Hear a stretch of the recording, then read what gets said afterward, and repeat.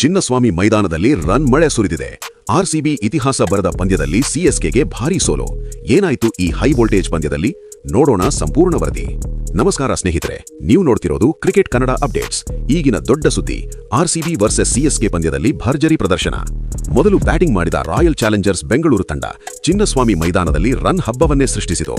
ಕೇವಲ 3 ವಿಕೆಟ್ ನಷ್ಟಕ್ಕೆ ಭರ್ಜರಿ 250 ರನ್ ಗಳಿಸಿ ಸಿಎಸ್ಕೆ ವಿರುದ್ಧ ತನ್ನ ಇತಿಹಾಸದಲ್ಲೇ ಅತಿದೊಡ್ಡ ಸ್ಕೋರ್ ದಾಖಲಿಸಿತು.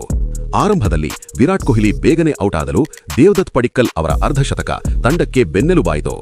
ಆದರೆ ಪಂದ್ಯವನ್ನು ಸಂಪೂರ್ಣವಾಗಿ ತಿರುಗಿಸಿದ ಆಟಗಾರ ಎಂದರೆ ಟಿಮ್ ಡೇವಿಡ್. ಕೇವಲ 25 ಬಾಲ್ಗಳಲ್ಲಿ 70 ರನ್ ಅಜೇಯ, ಅದರಲ್ಲಿ 8 ಸಿಕ್ಸರ್ಗಳು.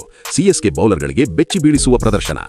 ಇದಕ್ಕೆ ಜೊತೆಯಾಗಿ ರಜತ್ ಪಟಿದಾರ್ ಕೂಡ ಕೇವಲ 19 ಬಾಲ್ಗಳಲ್ಲಿ 48 ರನ್ ಹೊಡೆದು ತಂಡದ ಸ್ಕೋರ್ ಅನ್ನು ಗಗನಕ್ಕೇರಿಸಿದರು. 250 ರನ್ ಟಾರ್ಗೆಟ್ ಬೆನ್ನತ್ತಿದ ಸಿಎಸ್ಕೆ ತಂಡಕ್ಕೆ ಆರಂಭವೇ ಕೆಟ್ಟದಾಯಿತು. ಕ್ಯಾಪ್ಟನ್ ಋತುರಾಜ್ ಗೈಕ್ವಾಡ್ ಹಾಗೂ ಸಂಜು ಸ್ಯಾಮ್ಸನ್ ಬೇಗನೆ ಔಟ್ ಆಗಿ ತಂಡ ಸಂಕಷ್ಟಕ್ಕೆ ಸಿಲುಕಿತು. ನಂತರ ಸರ್ಫರಾಜ್ ಖಾನ್ ಅರ್ಧಶತಕ ಹೊಡೆದು ಹೋರಾಟ ಮಾಡಿದರೂ ಉಳಿದ ಆಟಗಾರರಿಂದ ಬೆಂಬಲ ಸಿಗದೆ ವಿಕೆಟ್ಗಳು ನಿರಂತರವಾಗಿ ಬೀಳುತ್ತಲೇ ಇದ್ದವು.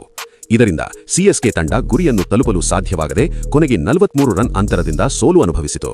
ಈ ಭರ್ಜರಿ ಜಯದೊಂದಿಗೆ ಆರ್ಸಿಬಿ ಅಭಿಮಾನಿಗಳಿಗೆ ಭಾರೀ ಸಂಭ್ರಮ ಮತ್ತು ತಂಡದ ಆತ್ಮವಿಶ್ವಾಸ ಮತ್ತಷ್ಟು ಹೆಚ್ಚಾಗಿದೆ. ಇಂತಹ ಕ್ರಿಕೆಟ್ ಅಪ್ಡೇಟ್ಗಳಿಗಾಗಿ ನಮ್ಮ ಕ್ರಿಕೆಟ್ ಕನ್ನಡ ಅಪ್ಡೇಟ್ಸ್ ಚಾನೆಲ್ಗೆ ಸಬ್ಸ್ಕ್ರೈಬ್ ಮಾಡಿ. ಆರ್ಸಿಬಿ ಅಭಿಮಾನಿಗಳು ಈ ಚಾನೆಲ್ ಅನ್ನು ದೊಡ್ಡದಾಗಿ ಮಾಡೋಣ.